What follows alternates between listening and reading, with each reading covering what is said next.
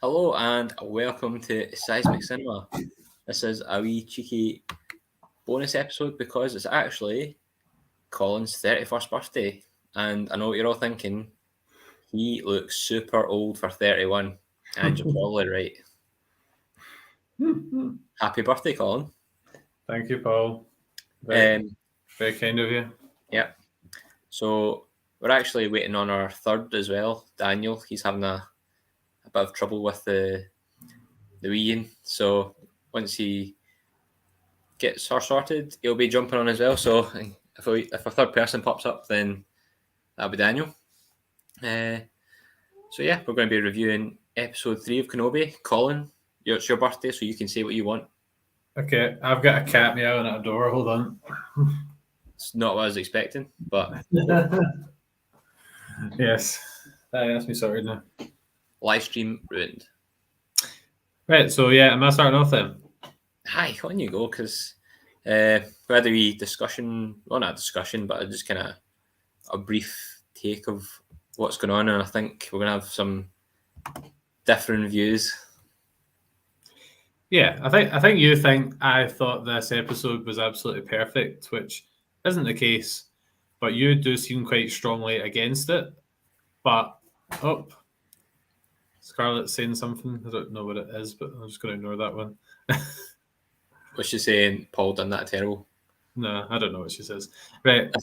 So, yeah, it wasn't a perfect episode, but I think it was epic, and I thought there was a lot of great stuff involved in the episode.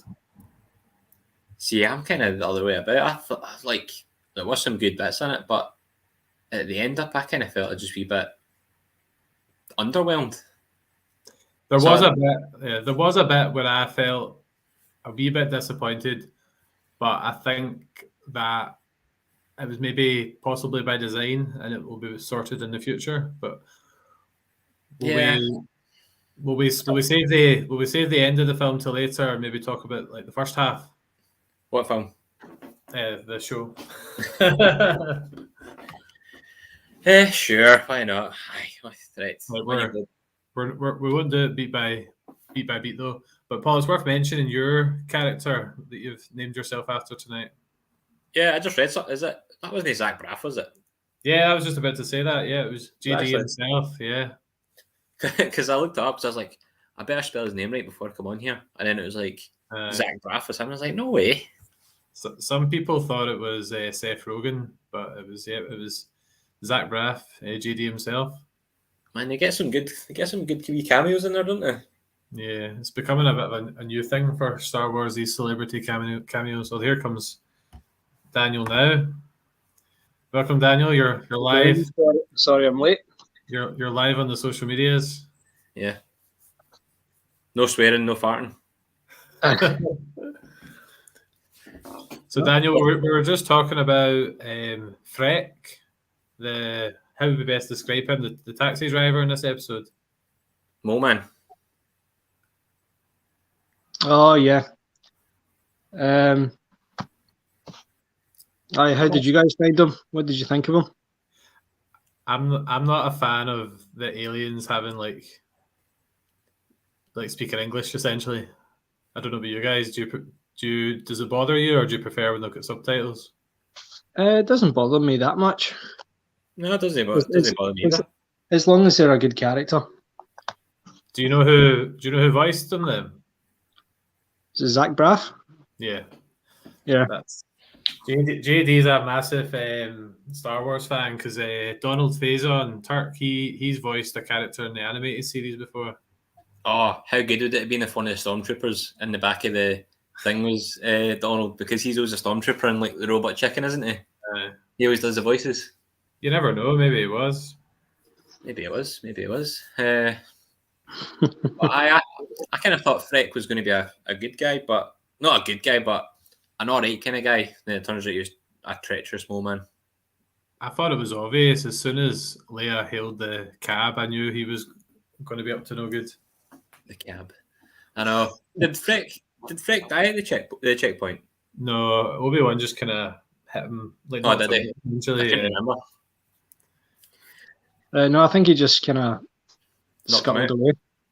Oh, Scott away, did he? All right, okay, I can remember. I think. I was trying to rack my brains, and I couldn't remember. He definitely didn't die. He just kind of knocked him out. Essentially, I would say. In the weak spot. Talking about the checkpoint, this series, to its credit, isn't shying away from the violence a wee bit. And there was the bit where the stormtrooper fell on top of the gate, the laser gate, and got chopped in half. What did you make of that bit? I like that. I was worried that it was going to be too tame, but I think they went the right way about it. They should keep it kind of gritty. Yeah, so they should. Because what was it? This one they got laser gates and people cut in half. Last episode they had drug labs and all that. Yeah. Well, it wouldn't be Star Wars without some kind of limb being dismembered. So very true. Well, did the guy keep his arms? I think he's cut in half in the midriff. Cut in half, 50-50. By the way, we've got 5 people viewing this right now, so thank you to those 5 people, and please drop us a comment and let us know who you are. No. Except Scarlett, because she'll probably be cheeky. Yeah, Scarlett's comments are going to be heavily moderated. Oh no, I just got what she said. I just read it wrong the first time. She just said "freck." Ooh. At first I thought she was swearing. She wasn't impressed with Freck. She thought he was more of a kind of cartoony character and just wasn't really realistic. Oh, Paul James from the Moisture Farm Report's viewing. I'll just put his comment on. He is. Hello, James. Hello, James. Hello. Daniel's like, who's James? For anyone watching this podcast that don't follow the Moisture Farm Report, get on it, because I've finally got into listening to some of their stuff this week, and they're really great. And their first episode was better than our 30th episode. It wouldn't be hard to be fair. And Paul Scarlett said rude. Yes. I don't know what she was referring to, but there you go. So, just sticking with that checkpoint scene, what did you make of the skirmish before that? I liked Still disappointed that he never got his lightsaber out. I know. He's pretty handy for a blaster, isn't he? I know. For someone who says they're uncivilized, he seemed to use it quite well. And what did you make of? I'm hoping I got the character's name right. Tala. Is that her name? One from Game of Thrones. From Game of Thrones, yeah. What was your reaction to her arrival and the reveal that she is an Imperial, but is also helping other people as well? I could kind of see that coming. Yeah, when she held back. Yeah. The only thing it was a bit obvious. Aye. But see, the thing, at the checkpoint, Obi-Wan takes out, 4 or 5 stormtroopers. No bother. And then he tried to get through the laser gate, and Scarlett's going, why doesn't she go around the back of the building instead of messing about with the laser gate? I was like, that's fair enough. And then, when the troop transport arrived, and there was 3 stormtroopers on it, and the officer, and Obi-Wan just surrendered straight away. I was like, a minute ago he just took out 5 of them, and then because he sees 3 of them right in front of him, he's just like, nope, I give up. Unless it was just a ploy. That's stretching. I found this is going to be a bit later into the episode, but I found Tala's character quite interesting. That she was managing these kind of hideaways for people trying to go on the run. I'd be quite interested to see more of her character moving forward. Yeah, because we see the different people she's came across on her travels. Yeah, there was a Easter egg in the it was written on the wall. Did you catch it? So I couldn't see it because when I watched it, it was quite light. I didn't see it. Glare, so I couldn't really see what was written on the wall. They said the name. Quinlan Vos. Yeah, it was Quinlan Vos, who is mentioned by name in Revenge of the Sith, actually, and he's in a few episodes of the Clone Wars as well. Oh, he's on my draft pick as well. Is he? Yes. Does that count then? It better do. I need some points. So I think I don't know if it was James or Adam from the Moisture Farm Report. They were saying that somebody's probably went along and translated all the different things that were on the wall, and one of them said they were going to do it. Oh, they were going to do it if they could be bothered, but I don't think they got into it. I think that'll definitely happen. Very interesting to see. I think it was pretty cool. It was a pretty cool idea of all these Jedi being in hiding, and they might possibly appear. It does sort of ruin the line about Luke being like the last Jedi. So I'm assuming all these other Jedi meet their end before the original trilogy. Possibly. See, did Quinlan not write some like riddle or something on the wall? To see, you need to close your eyes or something like that. It's not like a quote.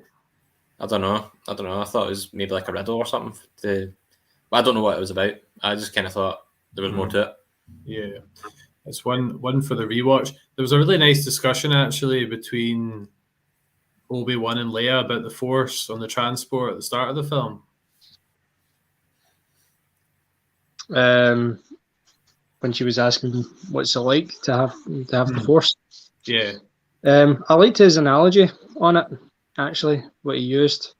Saying about how do you feel when it's dark, and then how do you feel when the light switched on. I quite like that. It made it, you can make it easily relatable, I think. Especially when he's speaking to 10-year-old she's meant to be in the show. Yeah. I think the actress is actually 8. Oh, she's pretty good. She plays it well. Very mature for her age. I just remembered what the quote was.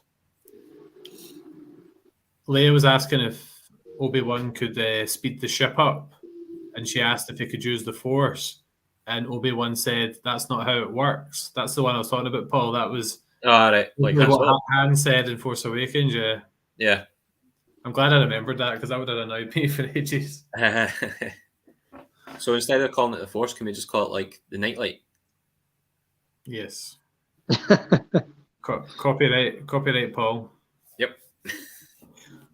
One of my favourite parts of the episode was, well, not all aspects of it, because there was one really silly bit, but the dialogue between Obi-Wan and Leia on the what is the transport called? I keep calling it different things.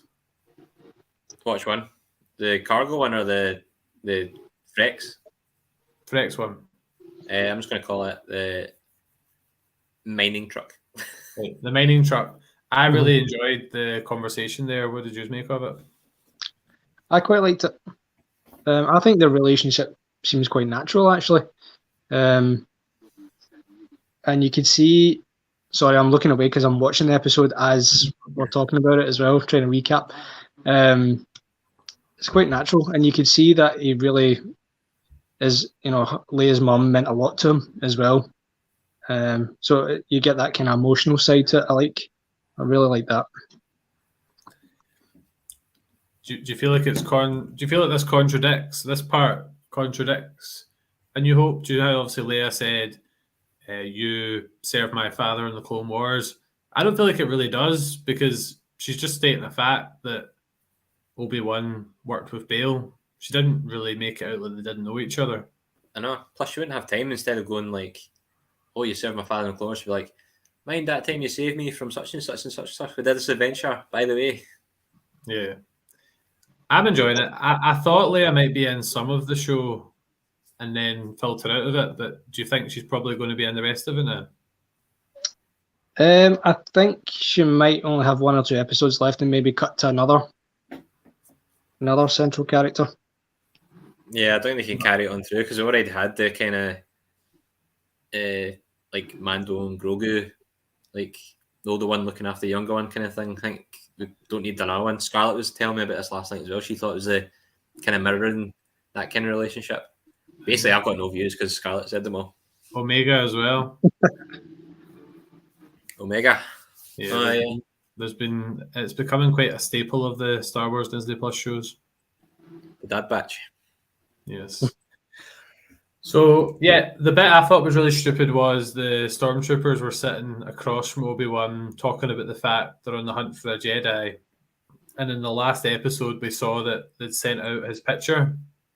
Yeah, I know. I think it was a bit odd that they didn't recognise him. Yeah, plus, would they have not said that they were out on the lookout for a Jedi with a wee girl as well? Yeah, and he says Leia on the barge. Yeah, I know, but that's just because he said her name was Luma before, and he thought it was a bit suspicious, but the stormtroopers never said it about a wee girl, so surely they'd be looking for a Jedi and a small girl, and they fit the description perfectly. Yeah, that bit. I really enjoyed that sequence, but I thought that bit was a wee bit stupid. Yeah. I thought the dialogue could have been better in there. I thought they could have had some sort of, I don't know, like a kind of to and fro kind of thing, but the stormtroopers weren't very... I think stormtroopers are quite stupid anyway. Yeah, they are, aren't they? Aye. I thought somebody might have I thought they could have had like a conversation or something, like a kind of casual conversation to kind of humanise them a wee bit, but there wasn't. It was just them being diddies. Yeah. I'm really loving the bits where Obi-Wan, he's made quite a few references to Padme so far, and how, like, do you remember he was making up the cover story, but he said, when I look at you, I remember your mother, and obviously we know that that's quite sincere. And she says something like, are you my real father? I thought he was maybe going to reveal that he did know her mum and dad, but obviously he's not going down that route just yet, but she's obviously still suspicious. I just wanted to go, yes, I am your father. There was a few rumours that I think there was like a change to a script at one point. Obi-Wan and Padme were, I don't know if this is real or I made this up, but Obi-Wan and Padme had an affair or something in a version of the script somewhere. I don't know. Blasphemy. Maybe a fan edit. I don't know. That's the wrong sort of movie you're watching. Yeah. So, yeah. There was a bit on that. What did you make about that planet in general? There's been comments and some things I've watched that say it was just a wee bit bland and boring. What did you think about the planet itself? I would say it's quite boring, to be honest. Yeah. Looks awfully like Southern California, to be honest. Just dry. Yeah, there's not much there. I'm watching it just now. There's a couple of Joshua trees there. So I think it takes away the immersion a wee bit. I don't know. Do you think they're trying to do that to make it look? Because obviously Obi-Wan was saying that it used to have like fields and like it used to be really nice, and then it was like a mining planet, wasn't it? And then like the Empire took over and stripped it all. Yeah, I think it's trying to make it like as if the Empire just makes everything like the worst version of itself. Yeah, just make it barren. Yeah. There was a few comments in this episode where people were saying that the Empire did a lot of good. So there was a few. There was a bit like even Leia said at one point, it's like, is the Empire not meant to be helping us or things like that? Do you know what I mean?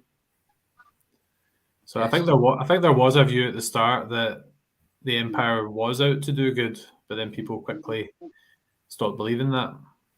The Empire did nothing wrong. Thanos was right. A couple of comments here. Scarlett said that's exactly what she thought. California. Yeah. And Jordan said, "Teacher man." Insightful. Alien's son Jordan said, "Teacher man." Right. There was another really good bit on that planet was when Obi-Wan saw essentially a ghost of young Anakin in Jedi robes. I thought that bit was pretty cool. Yeah, you can see it's all pretty much in his mind. You know, he's still conscious of Anakin. You can see it kind of still haunts him, what happened. I'm really enjoying Obi-Wan's PTSD at the moment. Like,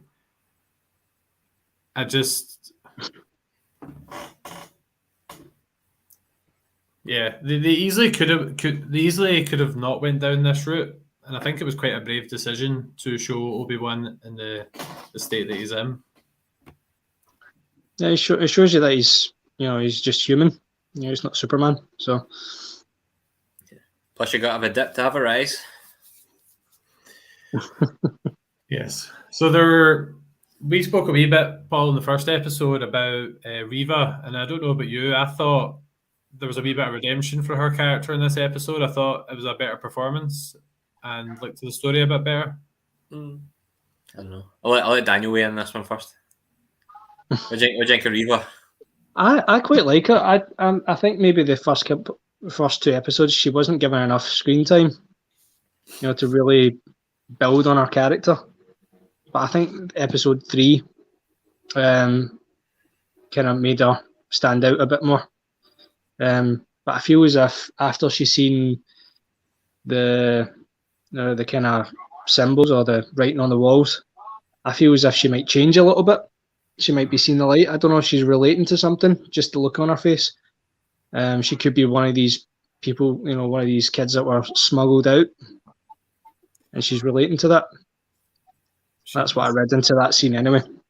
She definitely is one of the younglings. There was a few comments in this episode about Force-sensitive children getting snapped up, and it links into the Inquisitors, because a lot of them were former Jedi, but also what happened to Finn and the other First Order stormtroopers who got taken away from their families. Mm-hmm. Yeah.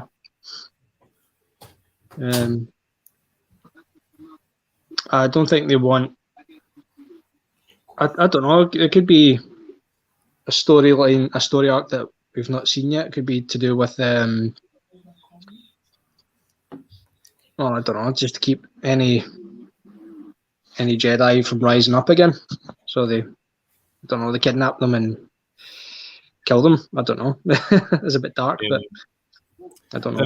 There is storylines in the Clone Wars where, like, Cad Bane gets sent to kidnap Jedi children. Oh, for some machine, wasn't it? Yeah. I remember that one. Yeah. On a related topic, there was quite a big reveal in this episode. Obi-Wan actually spoke about his memories of childhood and his family for the first time, and he mentioned that there was a brother out there somewhere. What's his name? Obi-2 Kenobi. Obi-2. I'm sure. Actually, I think it was actually the Moisture Farm Report as well. One of their episodes, they did one about Obi-Wan growing up, and I think in one of the novels, he was actually meant to be called Owen as well. Yeah, I've heard that. I think it was, they were saying that he's meant to be called Owen, but I didn't really remember much of him, I don't think. So that's probably a bit right. Oh, we missed that comment from earlier from James saying you're far too kind. Thank you. What did they say? I don't know, but you're kind too, James. We like you guys too. So, yeah, there's quite a lot of interesting stuff there. We haven't really touched on the biggie of this episode yet, which was obviously Darth Vader's real reveal. Yeah, it was great. Oh, even like when you first seen him at the start of the episode, getting all assembled, and I thought him just talking to Reva and like threatening her if she failed was pretty cool. How great was that scene though? Just seeing, it was just really interesting seeing all the bits of Vader's uniform getting put together. We've never seen that that much. I know you've never seen it in that much detail before. Yeah, quite like that. It's like a dark Iron Man. And and people made comments in like Revenge of the Sith that Anakin went from A to Z really quickly, but you can't really blame him being in that much pain for doing some of the stuff he does, although some of the stuff he does is shocking. But even if I've got a cold, I'm a real grumpy guy, as people who know me well will attest. So can you really blame Vader for some of his anger with the constant pain he'll go through every single day? Not really, no.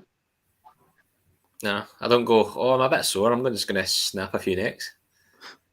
I think it was more than a bit sore. Aye.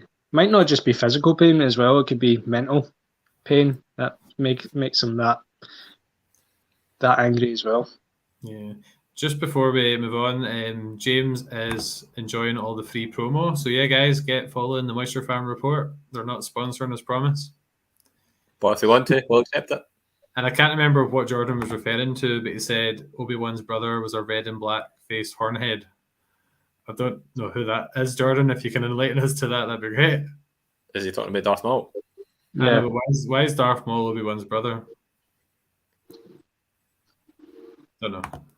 I'm sure Jordan will enlighten us. Just before we get into the meat of this, which was Vader, Kenobi, what are you making about the interplays and dynamics between the Inquisitors at the moment? I'm not really sure. They're not being utilised that much, to be honest. I was expecting to see a lot more interaction and action from them, but they're kind of just standing in the background a lot. Yeah. What's how many Inquisitors are there? There was 3, wasn't there? Or 4? There's the Grand. There's Reva. There's the guy. He's something brother, but I can't remember what he's. Is he 5th brother? I can't remember him. There's another female. There's another female one in there as well. But I mean, is that all there's been given much screen time? I reckon there's probably more out there as well. Yeah, because they do not have a good dynamic. Like they hate each other, and all try to power grab. Scarlett says he's the 5th brother, so thank you, Scarlett. I don't know. I actually quite enjoy it. I find it quite interesting because obviously it's revealed that Reva is essentially wanting to become the Grand Inquisitor ultimately, and she's got Darth Vader on speed dial. But we know. So does the 5th brother. We know that the Grand Inquisitor is not dead. There's rumors of his kind having 2 stomachs, so he gets stabbed in one, he survives in the other. So is Darth Vader just think he's dead, or is he just playing it close to his chest that he's alive? I don't know, but I definitely think we'll see the Grand Inquisitor again before the end of the season. What do you guys think? You'd have to, surely. I hope so. Yeah, he was quite high on the billing. A couple of comments here, and expanding on the brother analogy that they hate each other and siblings hate each other. So yeah, Jordan, that's lovely. And there's also Inquisitors in Fallen Order. I didn't get far enough through that game I got stuck at one level for ages and couldn't do it. That was just a puzzle. Yeah, the first puzzle. So we'll be going to the meat and the sandwich then. Darth Vader appearing in town. Yes, please. So I think I've got a feeling this is the bit that Paul hasn't really mentioned anything too negative so far. I've got a feeling that this is the bit that Paul has got the most issues with, and I've also got some issues with this portion as well. So who's going? Sorry, I missed that. I got distracted. Right. So obviously Vader, essentially, Obi-Wan has another moment where he just freaks out, and obviously that's when Darth Vader's appearing, and he looks out and he sees him, and you hear the famous breathing. So first things first, what did you make of the sound design with the breathing and the return of James Earl Jones? Love it, love him. Yep. So you can say. People are saying he sounds quite a bit different than his last appearance in Rogue One. Did you notice that? Do you feel like it's been enhanced in any way? I never noticed any difference. I never noticed any difference either. Yeah, I don't know. I watch a lot of YouTube reviews, and it was something that people had. Oh, is that where you steal most of your ideas from? Now you get it. Just some of them. It's called research. No, I think if you're looking that far deep into somebody sounding a bit different, then it's a bit kind of, no for me.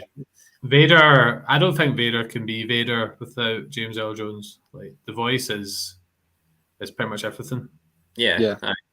You never get the same somebody trying to impersonate him.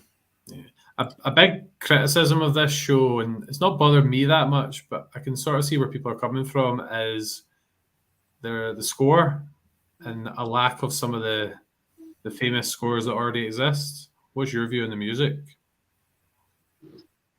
I think they could be holding off to later episodes. Yeah. Once Obi-Wan comes back to his usual self. Yeah. So that, yeah. I think this is dipping its toe in it, but I know what you're kind of saying, because this series, there's not the same kind of iconic music that we've had in previous, like The Mandalorian, like the theme you can tell straight away. Boba Fett, you can tell the theme straight away. Obi-Wan, I don't really know what the theme is for it. Yeah, I'm a wee bit mixed on it, because without the music, I feel like there's a lot more tension, and Vader's breathing is the only thing you're hearing, and the lightsabers. It maybe doesn't enhance other parts of the episode. Yeah, Maybe it's supposed to be. It's supposed to be. I think it's supposed to be quiet, and maybe, like you said, you hear Vader's breathing, and it's supposed to give you that sense of tension and suspense. So it could be. Yeah, it could be that a lot to do with it. So Vader is a bit of a badass in this scene, and he goes to town a wee bit and commits some atrocities. Yeah, I was quite shocked at how brutal he was in that sequence. I know he just snapped innocent bystander's neck. I was a wee kid, wasn't it? Was it a kid? I thought it was an adult. I think it was a kid. I think he dragged the father out like a window and then snapped the wee kid's neck, and it was just like, oh. What did you choose, that or the Rogue One hallway scene? Hallway scene. Rogue One. Yeah. Don't know. I feel like he's expected to take down rebel soldiers on the way to getting the Death Star plans. I felt like that was just such an unprovoked, unnecessary attack. I think it's just to show his ferocity. There was a bit where he pulled. No messing about. He pulled their roof off, and there was a couple, but he didn't do anything to them. He just left them, so they were very lucky. And I was like, carry on. My dad's got a wee question here, not really relevant to this episode, but we'll show it anyway. My dad's really interested in how Obi-Wan's EOP was made up. It is an interesting one, because they do make animatronics for some of these, because I think they actually made the Bantha in the Book of Boba Fett. Or do you think it was CGI? You know, Obi-Wan's camel? I think it was paper mache over a camel. Yeah. With some PVC poster paint. Right, Dad, we will look into that and we'll get back to you on it. So you need to tune in next week for that one. I think it's probably a combination of the two. Some of it being animatronic and then some of it being CGI. Like the wider shots probably CGI, but the close-ups is probably animatronics. I'm going to say full CGI. I thought it looked quite CGI in like the first episode when Obi-Wan got off it. I thought you could actually see that it was computer generated, but it's maybe something we can look into and get back to. But now it's the big question: what happens to it? Who's babysitting it since he's gone? The R2 unit in the sand. Good luck. Who's going to feed it? Yep. So Vader's going down the town, and then Obi-Wan kind of sneaks out the house, and then we ultimately got on to the confrontation between Vader and Obi-Wan, and I'm quite interested to discuss this and see what everyone's thoughts are. Paul, I didn't like it. Right. So, do you want to say why you didn't like it? So obviously I get that Obi-Wan's not confident, and he just like sees Vader and he's like, nope, I'm off, runs away, and then Vader's quite a sprightly wee chap and decides to come from all different angles. But I just thought I didn't like the way it was filmed. Like it was like shaky cam. Like it just kind of put us off a wee bit when we were watching it. And I didn't feel like the dialogue was very, like I'd expect like the first time in 10 years it'd have more dialogue that was more meaningful, but it just felt kind of like cliche. Like as soon as they said like what did they say, what have they done to you or something? And you knew what he was going to say back. Or what have you become? And he said, "What have you become?" It's like, this is what you made me, or something. Yeah. I did like that line, but it's been done in so many movies. It's like Yeah. it's such a cliche line. There's nothing meaningful. There's nothing. I don't know. I just expected the first meeting to be a lot more. I just had more gravity to it, and it was just really underwhelming for me. Yeah. What about you, Daniel? How did you find? I really enjoyed the scene, actually. As you can see, I think, like Paul said, you get the shaky cam. I think that's to show Obi-Wan's, like, his nerves are gone. He's terrified because he's no longer the person he was. He's got PTSD after what happened. So I think he's scared of Vader. And Vader being so angry, and he's been battle ready for 10 years now, so he's up for a confrontation, but obviously Obi-Wan isn't. He's not ready yet.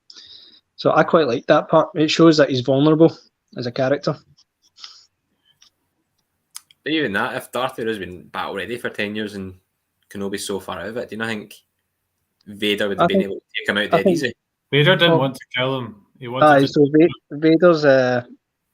Vader's been hunting for him all this time. He's been ready for this moment, but he just mostly wants to see Obi-Wan suffer as he suffered. Mm-hmm. Cut his legs off.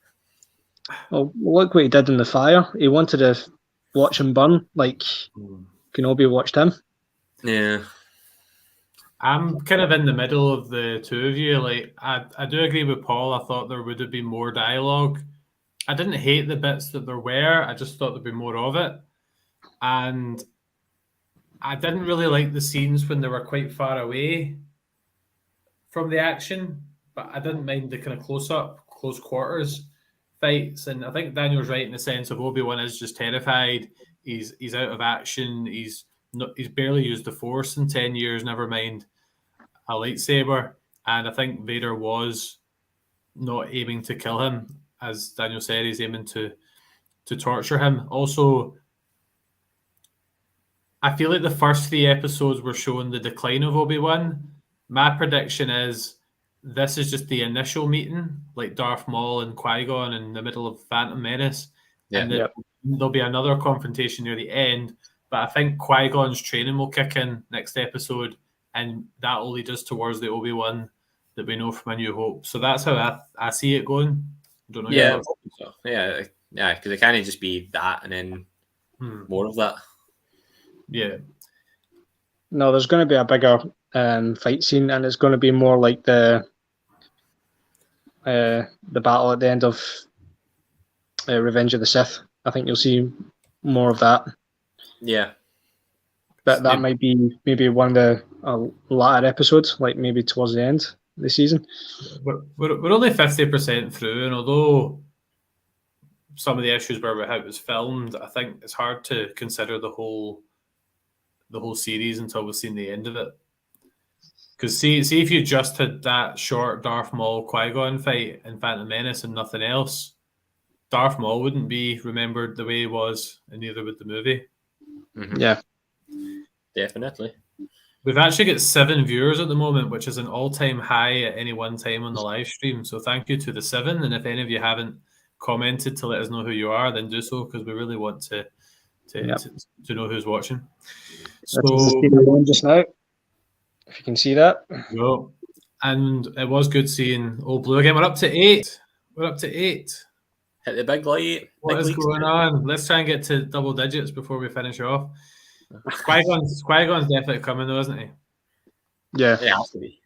You can see he was trying to speak to him at the start of the episode, trying to communicate with him, I think. Let's do a sweepstake. I'm saying next episode, Qui-Gon appears in some form. I think you'll hear him but not see him. So you think next episode he'll appear? I think you'll hear his voice, but I don't think you'll see him physically. Yeah, I think the same as Daniel. By the way, I jinxed it. We went from 8 viewers to 4, so we just lost those other 4. Scared them off. I was too enthusiastic there, but I will. The core four remain. I think what Daniel's saying is probably right. You'll probably hear him. I think when he's on his road to recovery from his injuries, and that'll maybe get him through it. Maybe. Because spoiler, we know that Obi-Wan lives. I don't know, but I mean, just to get him through, mentally. We should have said at the start this was a spoiler review, but hopefully people got that. I'm sure they'll guess. Just before we go into the settings, kind of part of the fight, there was one other thing I was going to say. No, can't remember. So the burning bit. The burning question. The burning bit. So I was a bit funny on this bit. When I was watching it, I was like, what's actually happening right now?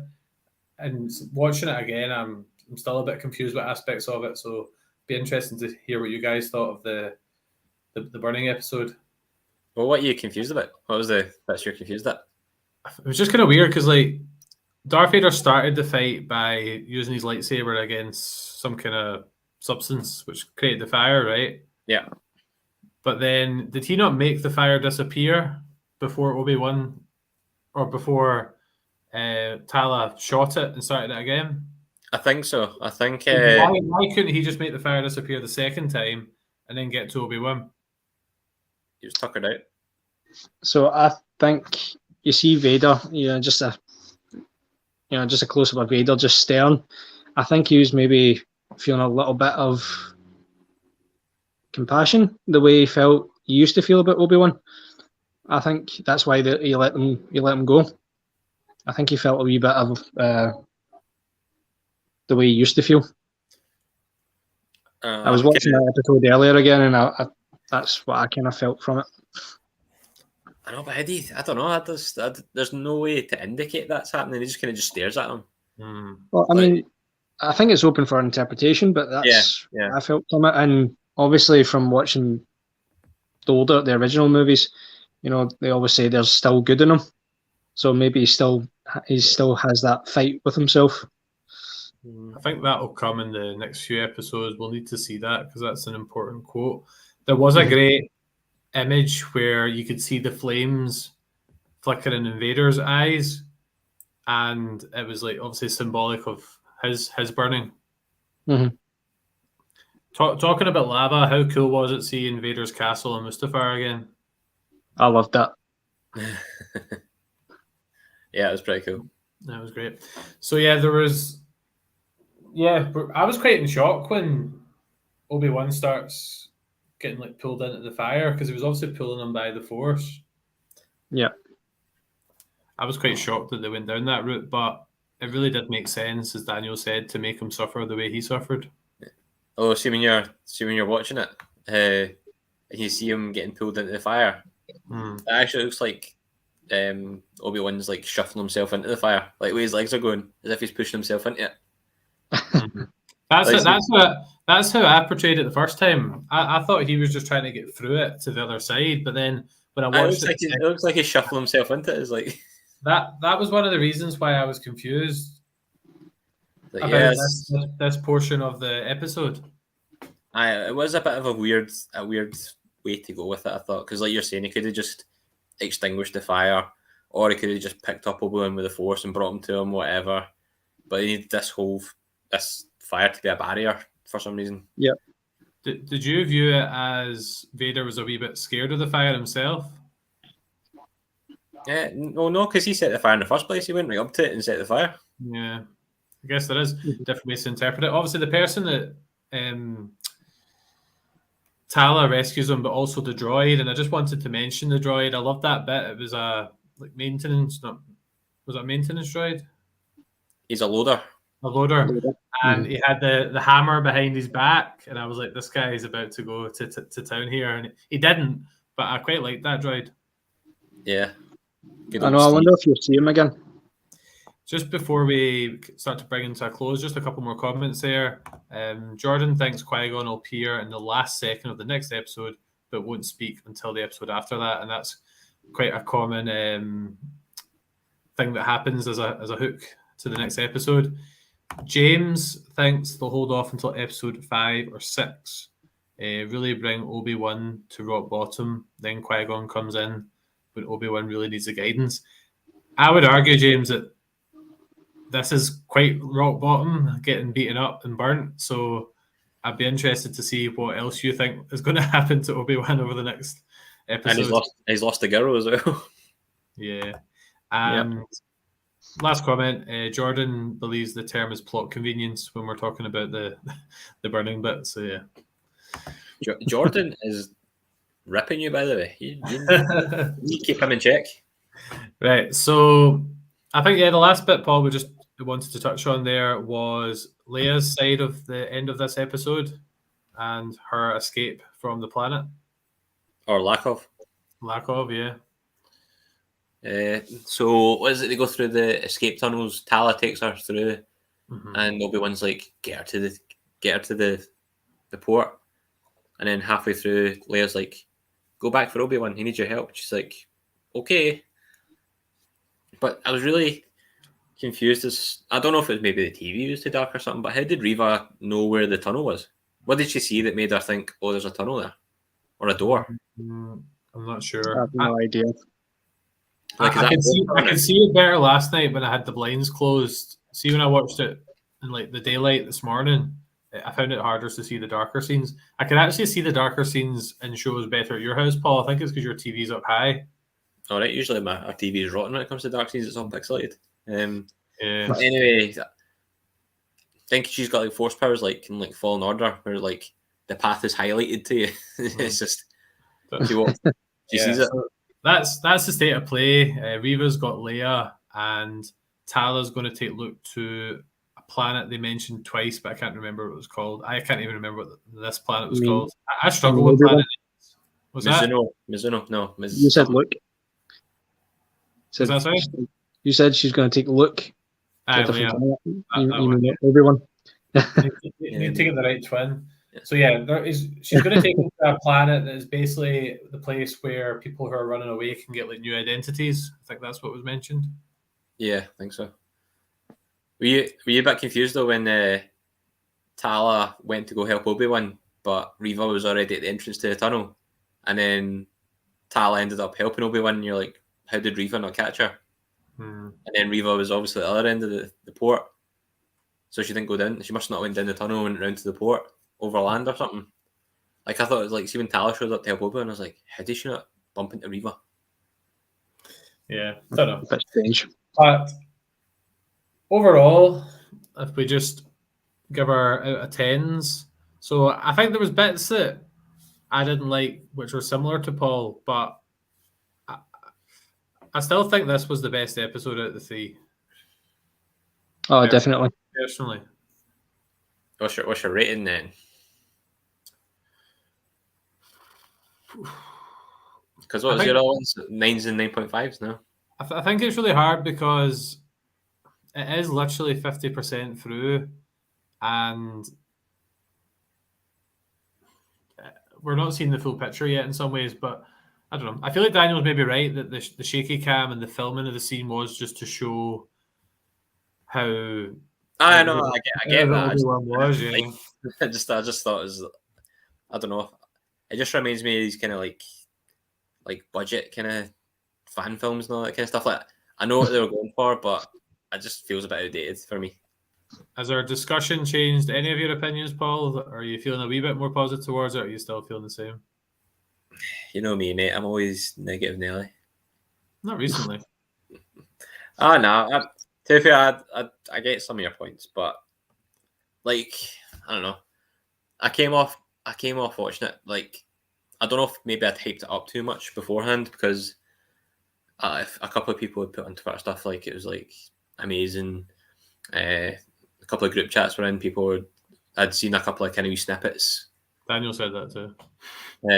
And people are going like, "Oh, it's amazing." And then when I watched that, I was kind of like, "Right, it's okay so far." And then I'm kind of clock watching. There's like 10 minutes left. Like, it's something like what's going to happen now, and just nothing really. Like, I know Vader and Obi-Wan fought, but it just felt totally like underwhelming for me. Well, I think the episodes, like all the episodes so far, seem to be quite short. Yeah, there's 7 minutes of credits. How many? 11. 7 minutes. 7. See, that could have been used for, more screen time for telling the story. Where's the bloody concept art, I know. But Obi-Wan's not in the same shared universe as the Mandoverse, so... The what? The Mandoverse, it's a phrase that's been coined for, like, Mandalorian, Book of Boba Fett, the ones that are in like, the same time period. Oh, right, okay. Got you. So I think the music style and the artwork is really linked to like the work of Filoni and Favreau. Well, I want the concept art in this, but the fight was obviously a wee bit not as I came out of it a wee bit disappointed, but I feel like the build up, see the tension when Obi-Wan sensed him, and then see Vader appearing in the dark with his wee control panel bit, and yeah, I thought the tension was great, but the fight itself wasn't that great. Yeah. Do you think Darth Vader sensed Obi-Wan like as soon as Obi-Wan sensed him? Probably. Yeah. Right, so Paul, what's your out of 10 then? We'll start with you then. Oh, don't start with me. I'm going to go personally. I'm going to go 8, I think. Maybe I didn't give it the highest score out of the scores I've given, but I would take some points off just for like some of the lack of dialogue. The action seemed a wee bit disappointing, and just some of the stupid bits with the stormtroopers not recognizing Obi-Wan. Some of the logic. There are some of the conversations between Obi-Wan and Leia, and the tension that we just discussed, and yeah, there's a lot of good stuff in it, I thought. Fair enough. Daniel, solid 9 for me. Where did your one seismic star go? Never call it that.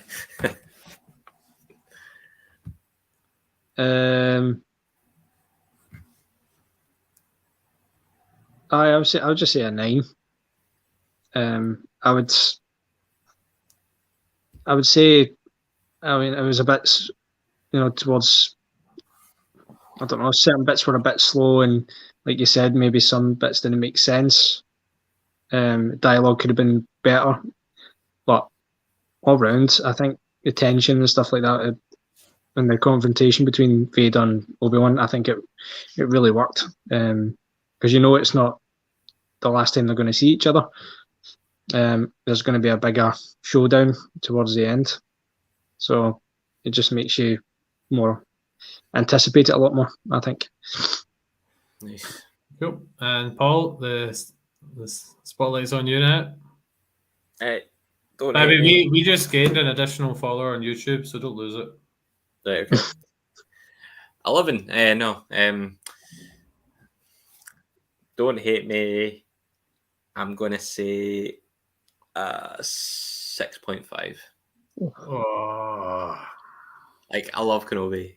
And I love Vader, but I was just so underwhelmed, and like just like some of the logic of different things just didn't make sense. And when something irks me, it irks me, and I was big time watching this. So yeah, it's like it wasn't terrible. It wasn't shocking, but it was just really underwhelming. Daniel, what's your rating of Paul's rating? Bit shocked, but you know what?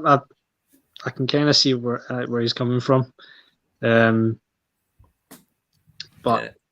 it's obviously Paul's feelings on it, which can't change. So, like, I'm one of these ones it's fair. I think it's your points are valid, but I think it's just whoever how you feel about how you feel about it when you watch it. So I was trying to discuss it with Scarlett last night, and she's going, like, we were talking about it, and she was going like, how does this make sense?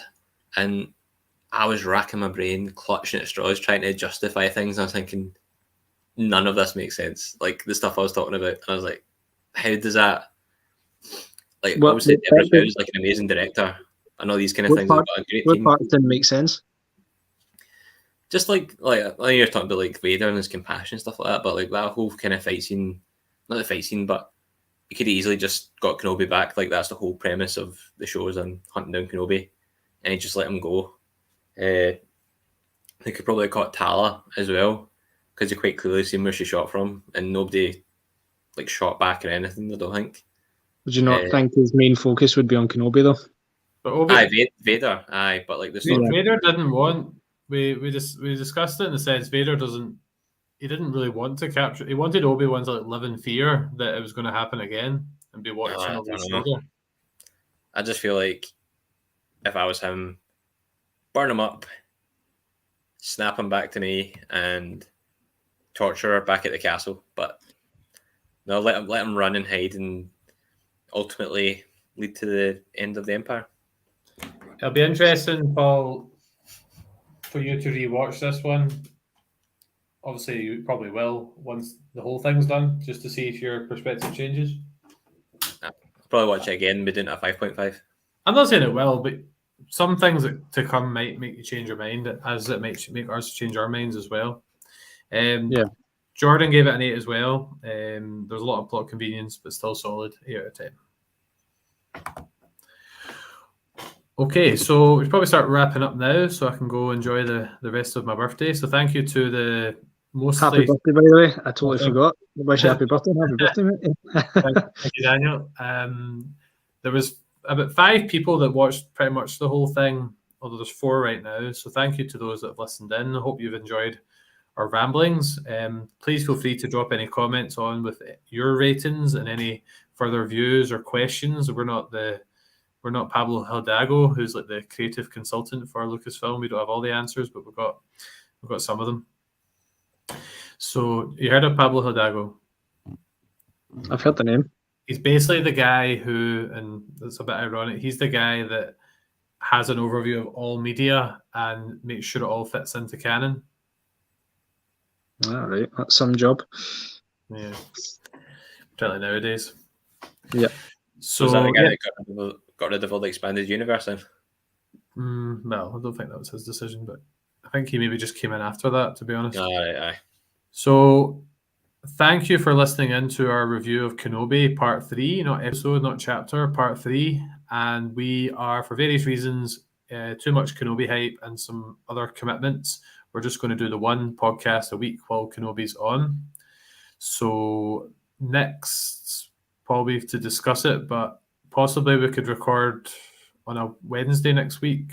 Just watch it, then record. No Scotland game, but we can see how that goes. No Scotland game. Yes, that wasn't ideal. I shall not talk about it. Yeah, so we'll be reviewing the next few episodes of Kenobi, and then we'll be getting back into it. Some of the films we've discussed are things like Lightyear, the new Jurassic Park, and the new Top Gun. Those are 3 of the films I think we're going to look to talk about at some point. Yes, looking forward to Top Gun. So, yes, Daniel, you doing the plugs? Sorry? You doing the plugs? Plugs? He's like, no. Sorry, Dan, you can just do the tagline. Plugging the show. Right. Oh god. Sorry, that totally went over my head there. I was like, I didn't know what you were talking about, sorry. Okay. So obviously most of you we're live streaming this to Facebook, Twitter, and YouTube. But if you're watching on YouTube and you haven't yet subscribed, then please subscribe to Seismic Cinema. We're up to 45 subscribers, which, considering we started this in January, I'm pretty amazed that we've actually got as many as 45. So thank you to everyone who's subscribed. Thanks to all them bots. Yes. And you can also listen to this in audio form wherever you listen to your podcast. So the likes of Spotify, Google Podcasts, and all the other ones. I'm not going to do the whole list. And you can follow us on social media. Yes. Follow us on social media, Facebook, Twitter, and Instagram. Our Twitter community is thriving. We've now got almost, about 630 followers. So we're really enjoying that. And they gave me some nice birthday messages today. So thank you all who did that. And I think we'll clock off there once Daniel tells us or reminds everyone of our slogan. It is the power of escapism. And Daniel, have you enjoyed escaping reality with us for the last 59 minutes. I did. It flew in. Absolutely flew Actually, in. not 59. You were late, so it was about 50, 55. 52. 55. See, Right. if you ever want to make plans, don't have kids. That's Be a late good to way to everything. end. Right. Cheers, guys. Yep. Thank you for watching. Cheers. Thanks. Take care. See ya.